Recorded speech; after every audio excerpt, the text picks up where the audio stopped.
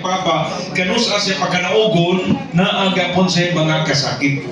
Just like our Blessed Mother Mary. How many times God allowed Our Lady to come down? Kapila na siya nanaog sa kalibutan. No, kanuna kanusaan niya ang unang pagpakita.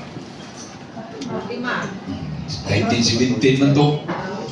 Kanang years and hundreds of years earlier. Nalupit, 15 naman, 15th century naman to. Our Lady of Fatima. buhay pa man to sa mga Mary at the time po no. Our Lady of Pilar. Buhay pa siya to. Pero we recorded was the one in Our Lady of Quito. Quito, In Ecuador. 1265. Ang kadugay na kayo. Yeah, followed by Our Lady of La Salette, 1465. Tagdaghan na kayo. Ang rason nga, ingon siya, I keep on repeating, going back and back and back, balik-balik ko sa kalibutan with one message. Go back to my son, be converted. No, ay na mo panabi o pagkakasala sa ako ang anak. Okay, so first and foremost, we have to recall back Genesis chapter 1 verse 27 that God created us. God created us in His own image and likeness. He created us male and female. He created them. So ang rason nga no, laki bahay na ganyang himo to complement with each other and para makahimo sa iyang number one na sugo, which is go to the world and multiply. So mo gina instructions sa itong Ginoo. Na mo diri, gitukod, gihuwi mo diri, giumol mo para to be fruitful and multiply and fill the earth. Pun-up ninyo ang kalibutan.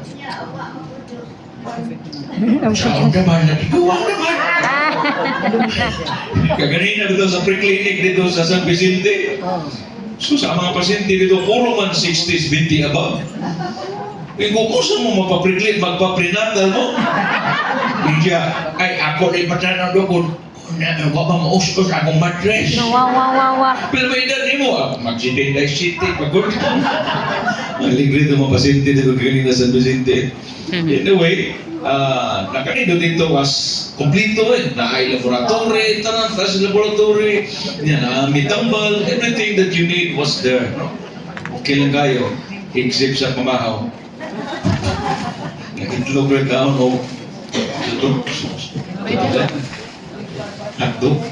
Ipinilit ng hotdog ko naman. May kong kira tayo, kusungga ko ni. Okay, so, muna ka, nakasuod ang demonyo na mga nakasakit at mga matay na simply because sa panintal ni bitin. So, tungos ka subo sa Ginoo lagi, yung gitigbas ang bitin, lahi mong bili ako sa 10. Buwag ako lupa. So, una, kay lagi kong namadlong pa na si Adan sa si iba. Pero ang rason lagi yung nakasa sa iba, kay paghatag sa instruction sa Ginoo, iba was not in there. Di na ito mablame sa iba. Paghatag instruction sa Ginoo, ang laki naman. So iba was kibaw. Di na si iba, day, gusto mukha ang bagani, day. So di ko sa iba nga, di ba may bagano na. Dili tayo manghihatagon inyong Ginoo. Di na mag-Ginoo, nga nang pili-piliyo man niya. Kapag magkaitig-bantay din, aday pinalabo niya. So dito ni sugod na duda si iba sa mga pagtulunan o sugos Ginoo. So, giwakin siya undangin, hantod nga, nikuha bisag usa o nikaon. Nilingi ang usa, ingon ang usa, maglamig ng gikaon. Nanghatag pag yun. Gurong-gurong na kubit. Muna yung nagigakaon. Tinamay tayo. Gamit kayo.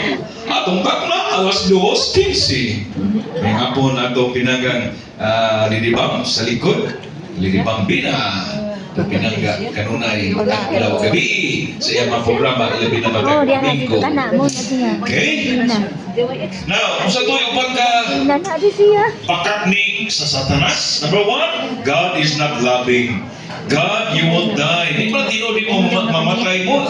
Istoryahan, gihadlok rin mo, you become like God. Kung mukhaon mo niyan, your eyes will be open. So, bisa ko sa lang anak. Mailad na yun si iba. Okay? But imagine, you become like God. Kangingig ka na. Mamahimo mong Diyos naman niya. So that's the one that really enticed the woman to try and eat the fruit. To the point, siya rinunggan na ng mga sakit ug mga matay ang tanang tao sa kalibutan.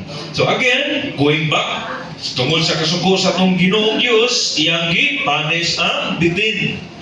So ang bitin, maglakaw na nga magkamang. Di na pre ganito nga maglakaw nga stand erect. Erect di ang mga bitin ganito. Huwag mo kibaw. Barong, Istan direct maglakaw. murag ato ba mo? Oh. Murag stick galakaw. Okay. So muna ningon si Gargar, from now on, sukad karon magkamang ka na. Barok. No? Magkamang ka na. Ganito, di walk like one, upright. So, and I will put enmity between you and the woman. So ningon ang yawa, kinsa man ning bayhana, nga ako naman ay napildi ning bayhana, naapaday coming the Blessed Virgin Mary. So kung ato napa si Father Gilgano ug tanang mga exorcist, maingong kinatang exorcist nga ang gikalidgudgutan o pinakalisod nga dawaton sa mga na-release na pusis mao gyud kung igno ni Father Gilgano nga si I love Mama Mary di sila katingog. Muna balik-balikong gina sa tanang exorcist dito sa Amerika, mingon ang si Father Rappinger ang pinakalisod ilitok sa napusis na nahawa ng demonyo when we will ask the person possessed na si Mary I love you. And they will ask, anong di na di mo galito ka ng Maria? Because she is pure and we are not. O ginisulti siya wa. The Virgin Mary is ever pure. Okay? So, again, we are created by God to worship Him, to love Him, and to serve Him. Kanaraging tulo. Ato siyang himayaon, ato siyang gugmaon, ato siyang alagaan. How can we serve God? Of course, di lang para sa mga parokya, di lang pagpapil o mga organisasyon, but through our neighbors. Neighbors, kaya mo na itong makita, rather than God na puro lang spirit. Okay, so remember, we will be zeroing on man sa everything about divine mercy. Before Jesus appeared to Sister Faustina Kowalska, mipakita sa nasya ni Sister Margaret Mary Alaco through his Sacred Heart. Muna nakita ni Sister Mary, Lord, ganun gipuno ka nagtunog sa imong kasing-kasing. And Jesus said, this crown are due to ingratitude of men. Pagkaingrato sa tao nga dawat limpyo lang. Okay, so that's how it looked like. So December 27, 1673 until June 16, 1675, Jesus appeared to Sister Mary Margaret 18 times. Kadisyoso kay gayon magkakita na itong Ginoo.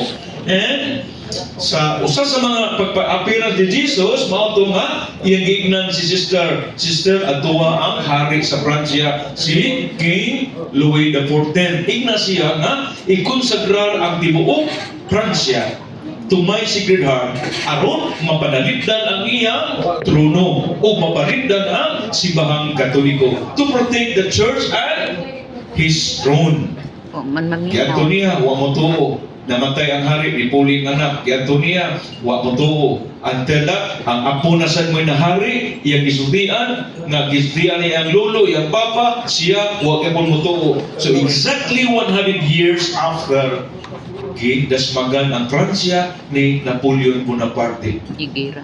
Dito na conquer ang simbahang Katoliko, gipatay mga pare, mga madre, mga Katoliko. For how many years France was under usa ka leader nga walay Diyos? Of course,